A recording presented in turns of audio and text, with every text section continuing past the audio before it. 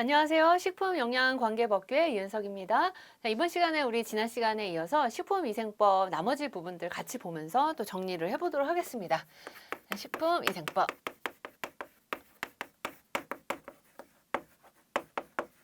자, 지금 시간에 볼 부분은요. 우리 48조죠. 184페이지. 식품안전관리인증기준이라고 하는 HACCP 했어. 요 부분에 대한 규정들 또 보도록 할게요. 자, 누가 나오나요? 명령권자가 식약처장이 나옵니다. 식약처장은 원료관리 및부터 제조에서부터 모든 유통까지 전 과정에 각각 단계별로 안전성 확보를 위해서요. 그런 것들을 잘 검수하고 기록 같은 걸 보존을 해 놓습니다. 위의 요소를 확인하고 평가해서 중점적으로 관리하는 기준인 식품안전관리 인증 기준을 식품별로 정하여 고시를 할 수가 있어요. 누가 한다고요? 식약처장. 보건복지부 장관이 하는 것이 아니라 식품의약품안전처장이 하고 있다라는 거고요. 그 내용이 시행령이 나오는 거죠. 33조에 식품안전관리 인증 기준을 해서 이렇게 뭐 몇 가지 또 보충되는 내용이 있는데 제가 이 시간에 읽고자 하는 것은 그 밑에 있는 규칙이에요. 제62조 보면 식품안전관리 인증 기준이 되는 식품입니다. 총률형으로 이제 정하는 식품에 들어가게 되는데 이렇게 해썹이라고 하는 안전관리 인증 기준을 마련해 주는 거는 이제 식약처장인 거고요. 그러면 어떠한 것들에 있어서 이런 것들을 마련을 해야 되는지 그 내용이 여기 나오는 거예요. 쭉 나오죠. 13가지 카테고리가 나옵니다. 식품류의 어육 가공품류 중 뭐 어묵, 어육 소세지 뭐 냉동어류, 연체류, 조미 가공품, 냉동식품 중에 피자, 만두류, 면류, 과자류부터 해서 떡류, 빙가류 중에 빙과, 음료, 그중에 커피류는 제외하죠.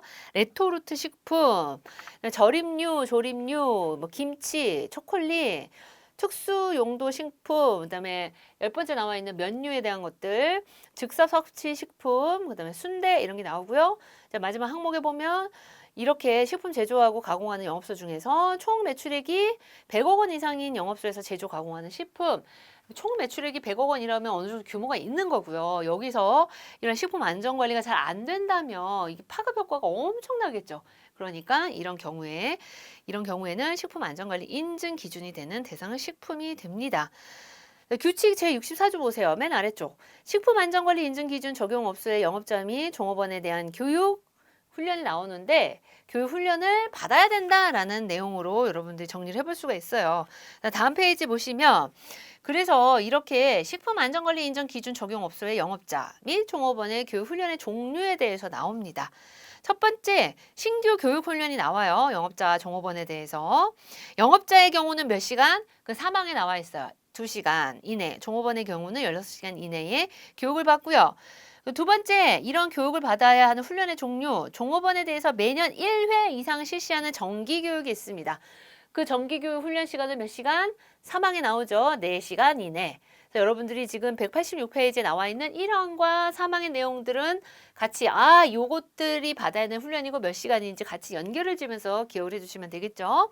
그 다음에 세 번째, 그 밖에 식품의약품안전처장이 필요하다라고 이런 위해 확산 우려가 있어서 영업자나 종업원에게 필요하다고 명령하는 교육 훈련을 받게 되는데 필요시 이렇게 열리는 교육 훈련은 8시간 이내로 받아야 합니다. 어떤 내용들을 훈련 받느냐는 2항에 나와 있는 거예요. 식품안전관리 인증기준의 원칙 절차 관련된 위생 관련된 법령들 어떻게 이 기준을 적용하는지 방법 조사평가 자체평가에 관한 것들 뭐 이런 식품위생에 관한 사항들 이런 것들 내용이 이 안에 이제 들어가게 됩니다. 그러면 이렇게 교육을 하고 인증을 받아야 되고 기준 안에 들어가고 근데 여기서 이제 끝나는 게 아니라요. 이런 것들 잘 따라왔을 때에 어떤 지원을 해주는지 그게 규칙 제65조에 나와요. 그래서 식약처장은요. 이러한 인증 기준 적용 없이 인증을 받거나 받으려는 영업자에게 그냥 알아서 받아라 라고 하는 것이 아니라 이런 것들 지원을 해줄 수가 있습니다. 전문적인 기술과 교육, 식품안전관리 인증 기준과 관련된 거죠. 위의 요소 분석 등에 필요한 검사, 뭐 자문 비용, 개회 보수 비용, 교육 훈련 비용 이런 것도 지원을 해줄 수가 있고요. 규칙 제66조를 보시면 식품안전관리 인증 기준 적용업소에 대한 조사 평가도 하게 됩니다. 네, 조사평가 어느 주기로 한대요? 매년 1회 이상 조사평가를 할 수가 있는데 이제 어떤 것들을 조사평가하는 거예요? 정말로 이런 식품안전관리 인증 기준을 잘 준수하고 있는지 여부를 볼 거고요. 두 번째는 교육훈련도 받아야 된다고 하는데 이 교육훈련을 잘 수료하고 있는지 여부를 또 조사평가를 합니다. 매년 1회 이상 이렇게 할 수 있다라는 거고요. 인증 기준에 적용 업소로 지정이 됐는데 이것이 취소도 될 수가 있겠죠. 잘 지켜지지 않을 때는. 그래서 옆에 페이지에 가시면 그 취소 사유가 나옵니다.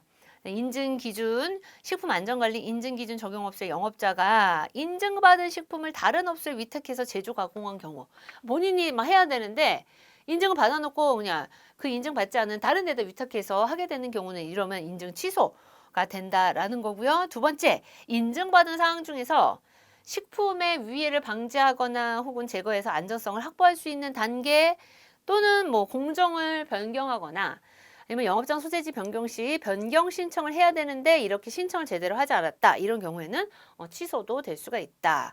라는 것까지 해서 내용 정리를 간단하게 해봤습니다.